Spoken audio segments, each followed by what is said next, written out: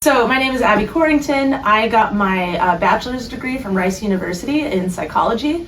After that, I spent 2 years in consulting, where I was a change management consultant working on projects for lots of Fortune 500 companies. After that, I went back to Rice to get my master's and eventually my PhD in industrial and organizational psychology. I study diversity, equity, and inclusion in the workplace. My research looks at the experiences and perceptions of people who belong to traditionally and historically underrepresented and marginalized groups, with the overall goal of making the workplace and society and our experiences within them more good for all people, regardless of our identities and our groups we belong to. Here at the PCSB, I teach organizational behavior and diversity, equity, and inclusion in organizations, which is a management elective. My advice for prospective students is to stay open to thinking about the world in a different way than maybe you have before.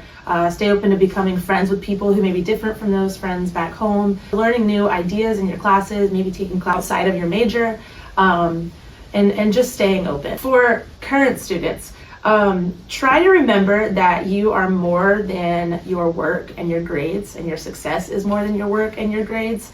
I think it's easy and tempting for us to over-identify with our work and our achievements and our accomplishments, but you're so much more than that. You're a sister, you're a brother, a daughter, son, a friend, an athlete, a musician, an artist, a volunteer.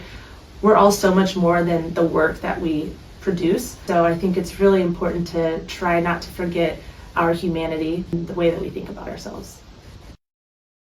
My favorite part of working in the business school is hands down the students. Two things that have impressed me in my time here so far about the PC students. The first is their kindness.